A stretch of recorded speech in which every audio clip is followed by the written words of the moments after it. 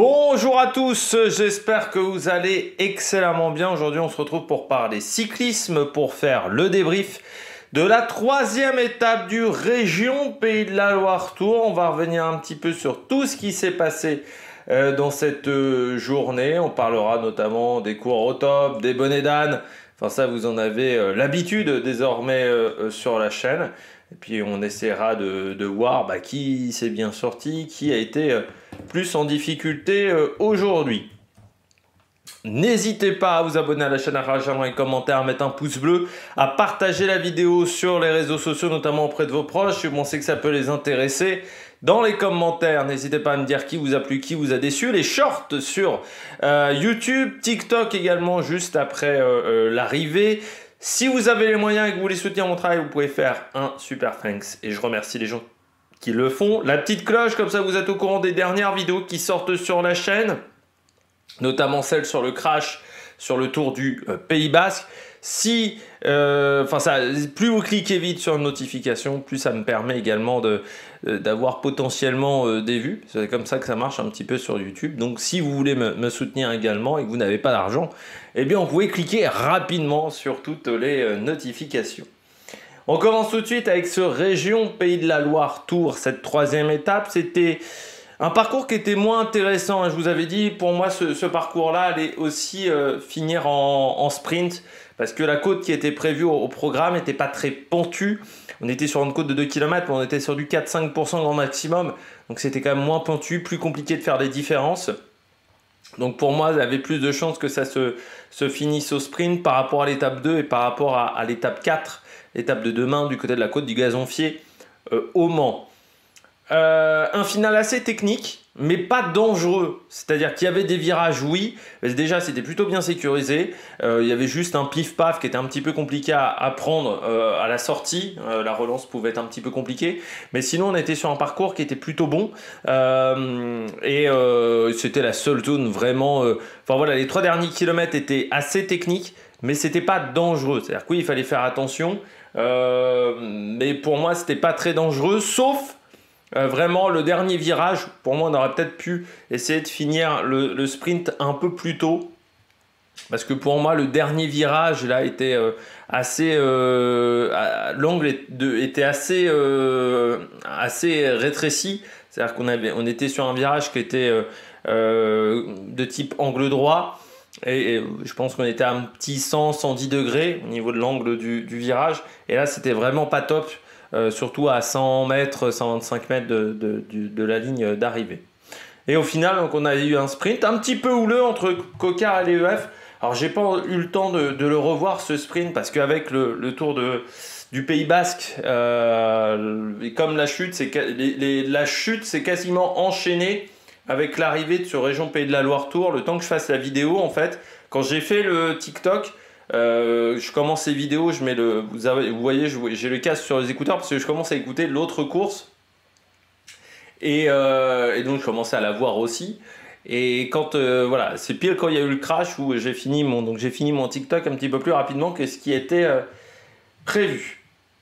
Eh bien, je crois qu'on a fait le tour un petit peu de ce débrief rapide de cette première étape. On passe tout de suite au coureur au top. Attaque de Marlou! Du côté des coureurs au top, eh bien, je commence avec le vainqueur du jour, Alberto Dainese. Une victoire intéressante pour Dainese. Alors oui, c'est pas du niveau de ses victoires sur le Giro, sur la Vuelta, mais c'est quand même une victoire intéressante parce qu'il a très peu couru en ce début de saison. Deuxième du Trofeo CS Salines, sixième au Trofeo Palma. Ensuite, il avait été blessé, donc il ne revient que là dans ce Région Pays de la Loire Tour.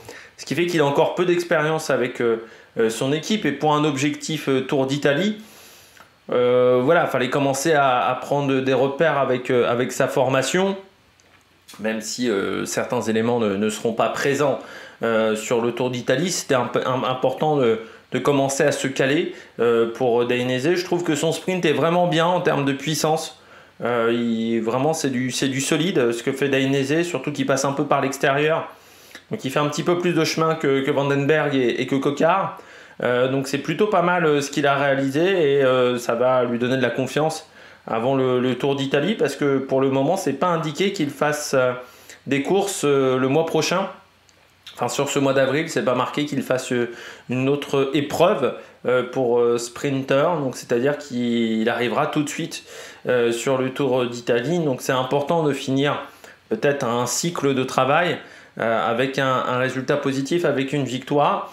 Ça le relance également un petit peu pour le général, hein, parce que Dainese désormais se retrouve troisième à 8 secondes d'Evan Kosciu. Donc ça reste un coureur qui peut être dangereux demain.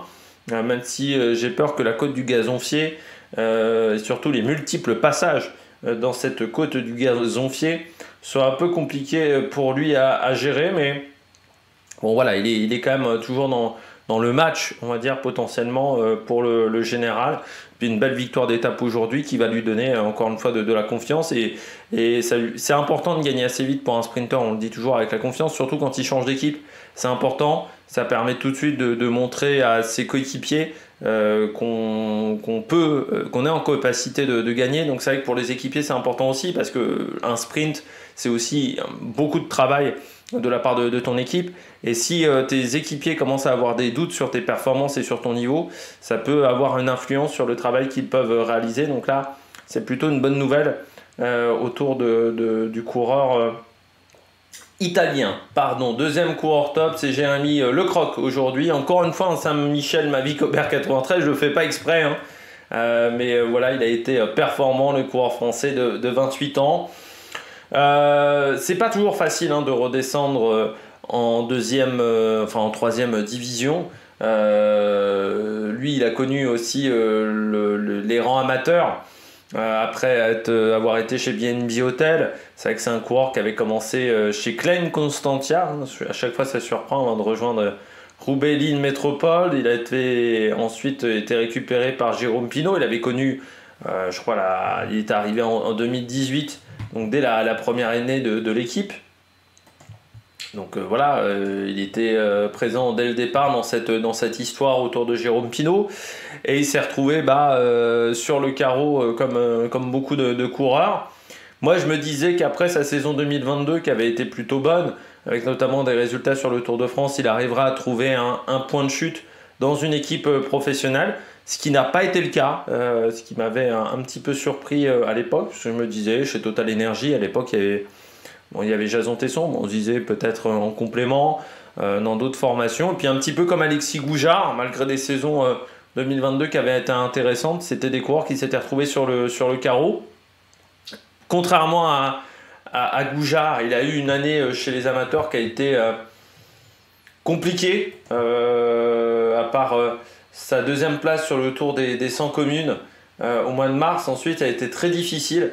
Il a eu beaucoup de mal en fait à être performant au niveau amateur parce que voilà, c'est encore une fois quand tu redescends, soit ça te redonne un surplus de motivation et tu te dis qu'en plus avec un statut de leader tu peux te montrer, c'est le cas pour Alexandre Delettre, soit tu plonges.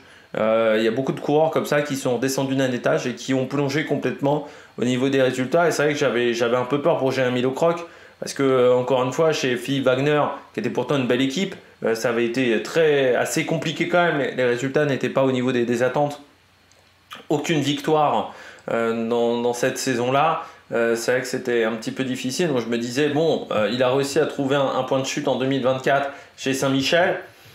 Une belle formation de Continental, qui en plus a des bons coureurs pour le sprint. Je pense à Romain Cardis notamment. Donc je me disais, ah bah tiens, là ça peut peut-être le faire aujourd'hui. Et il a réussi à être performant sur ce sprint après un début de saison qui n'avait pas été facile. Hein. Seulement 2 6e places sur le Tour de la Provence. Et puis ensuite, sur les Coupes de France, il avait eu 2 abandons à Denain et Classique Loire-Atlantique, 78e seulement de Cholet, 80e de la route Orangelle, 70 de la route Adélie de Vitré.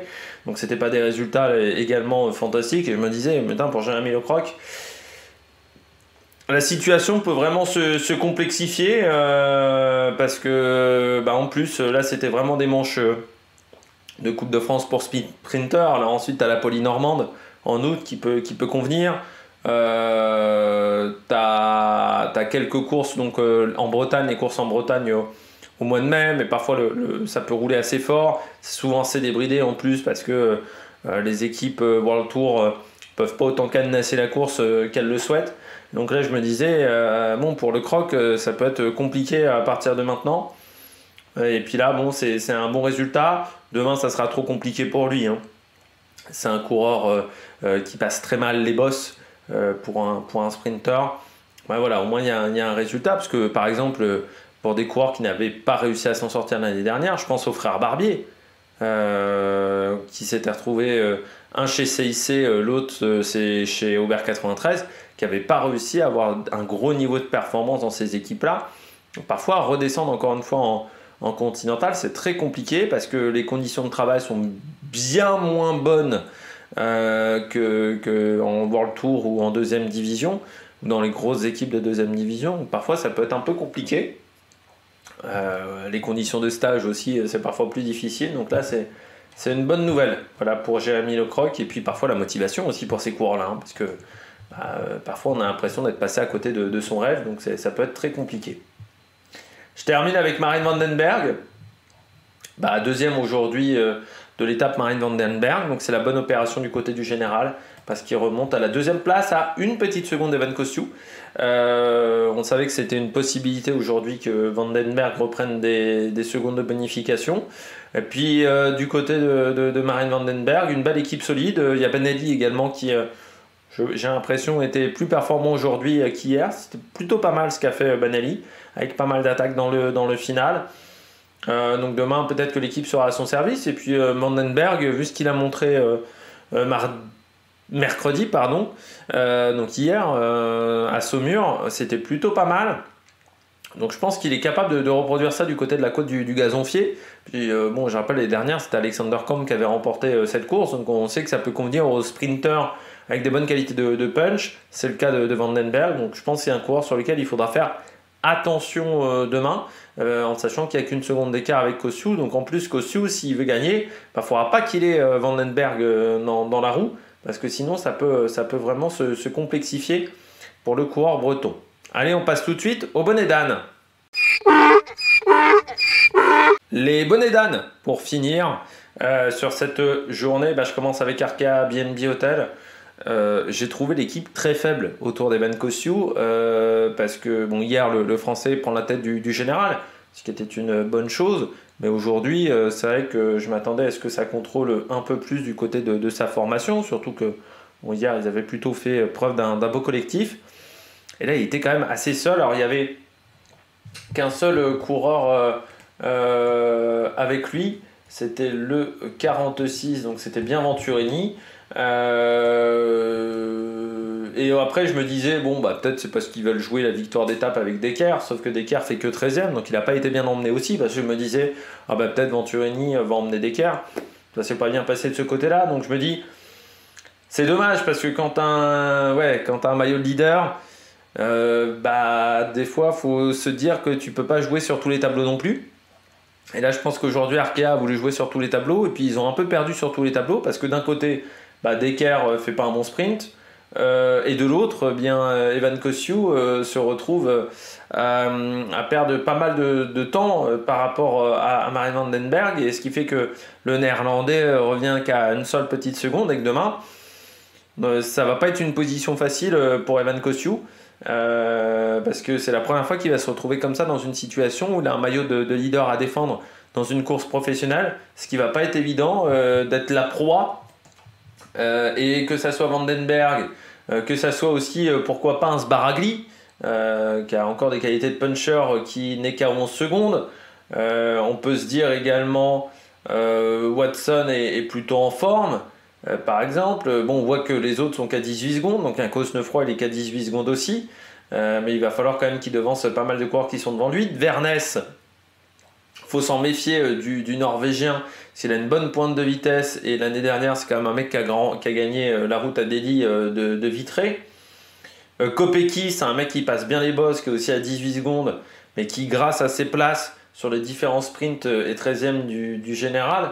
Donc la situation va pas être évidente, et avec une équipe qui aujourd'hui a montré quand même de gros signes de faiblesse, la course peut être très très compliquée. Donc il faudra faire Attention, voilà, du côté de Arkea BNB Hotel, mais il faudra surtout être beaucoup plus présent dans le final, parce que là, ce n'était pas du tout suffisant aujourd'hui ce qu'a produit cette formation. Et pourtant, bon, avec Venturini par exemple, et ses qualités sur le cyclocross, on a également du Mathis Lebert, Kevin Le Danois aussi. Tu as des coureurs qui peuvent faire ce travail d'équipier. Mais là, c'était un peu compliqué, quoi. Aujourd'hui, c'est vrai que la course était pas évidente. Donc, petite déception pour moi de ce côté-là. Je m'attendais à un peu mieux sur cette épreuve. On regarde tout de suite du côté des bonnets d'âne, la deuxième équipe, c'est la Groupama. Ouais, bah en fait la semaine de la Groupama elle est vraiment pas exceptionnelle. Alors déjà, bon, quand tu voyais la liste de départ, c'est vrai que tu te dis, bon, c'est pas la grosse armada. Et ça se confirme un petit peu sur cette course. Donc c'est assez compliqué en termes de résultats jusqu'à maintenant. Et puis ils sont assez peu. Alors, ils sont offensifs. Là aujourd'hui, on a vu beaucoup Marc Sarro. On a vu également Samuel Watson, mais ils ont dépensé beaucoup d'énergie et au final, au moment du sprint, il n'y a plus personne. Pourtant, quand tu as Watson et Marc Sarro, tu te dis, bon, bah, ça peut faire quelque chose. Watson, il finit tac, 23e. Et Marc Sarro, il finit au-delà de la 40e place. Donc, c'est pas l'idéal aujourd'hui. Et ils ont dépensé beaucoup d'énergie, mais c'était assez foufou. Et c'était pas très efficace, je pense, dans leur manière d'attaquer. Donc je pense qu'ils ont perdu beaucoup d'énergie sans être efficace. Donc c'est pas une journée intéressante du côté de la Groupama FDJ. Mais c'est vrai qu'on peut quand même se dire que cette formation a tendance maintenant à vraiment délaisser les courses françaises. Je trouve. Ils viennent, mais tu sens qu'ils viennent sans grande ambition, en fait. Sur les Coupes de France, c'était déjà un petit peu le cas. À Cholet, tout ça, l'équipe n'était pas exceptionnelle. Là, quand tu viens avec une tête d'affiche, c'est Eddy le 8-12, tu viens avec Marc Sarro, Matthew Walls, Ronan Auger, Sam Welsford et puis Verbrugge, le belge, tu as déjà 2 coureurs, ils viennent de ta réserve. Donc ça, c'est déjà pas dingue. Ronan Auger, en plus, jusqu'à maintenant, en termes de résultats, c'est pas foufou. Verbrugge, de tête, c'est pas dingue non plus. Oui. Bah, c'est-à-dire que pour le moment, il a toujours été dans l'équipe 1 en tant qu'équipier. Et l'année dernière, oui. 6e des championnats de Belgique du contre-la-montre. Voilà, junior. À part ça, ça reste assez faible en termes de résultats. Donc, ouais, va falloir. Enfin, c'est là où tu vois que du côté de la Groupama, on n'est pas venu avec des grandes ambitions. Et dit le 8-12, bon, vous savez que moi je trouve que c'est un coureur qui a un peu du mal à passer le cap du côté des professionnels. Et puis ça reste un profil seulement rouleur. Donc c'est un profil qui est très restreint. Et sur une course où il n'y a pas de contre-la-montre, c'est pas évident. Et puis lui, il est à cheval dans l'équipe 1 et dans l'équipe continentale, puisqu'il va faire Paris-Roubaix Espoir. Donc il est entre les deux. Du côté de cette formation. Et puis ouais, même Sam Watson, Matthew Walls, c'est un coureur qui vient d'arriver, Matthew Walls de la Bora, donc c'est pas forcément évident pour ce coureur-là, surtout que jusqu'à maintenant chez Bora, il n'y avait pas eu forcément des très grands résultats. Et Walsford, bah, c'est un coureur qui fait partie de la génération magique de l'équipe continentale, mais qui était c'est peut-être celui qui a réussi pour le moment le moins à performer, parce que c'est quand même un vainqueur de Gand-Wevelgem version junior. Et jusqu'à maintenant, bah, ses résultats, que ce soit sur les classiques ou même les grosses courses, pour l'instant c'est un peu léger. Donc ouais, pas évident pour cette formation, mais tu sens que bon. Ils sont venus parce qu'il fallait venir, parce que c'était une épreuve française et qu'ils étaient un petit peu obligés de venir, mais pas forcément avec beaucoup d'ambition du côté des générales, et ça se confirme au niveau des résultats sur cette semaine. Et aussi la manière de courir qui, je trouve, est assez brouillonne sur cette semaine de course, Parce que là aussi, tu as un assistant directeur sportif qui est Yvon KR et qui vient d'arriver dans cette formation. Donc voilà, tu sens que c'est un peu brouillon et tu sens qu'on est avec une équipe qui n'est pas à 100%. Voilà, pour le moment. Bon, bah, je crois qu'on a fait le tour. Donc demain, Côte du Gazonfier, au Mans. Traversée du circuit du Mans aussi, je crois, encore. Puis d'ici là, n'hésitez pas à vous abonner à la chaîne et à réagir dans les commentaires. Allez, ciao ciao!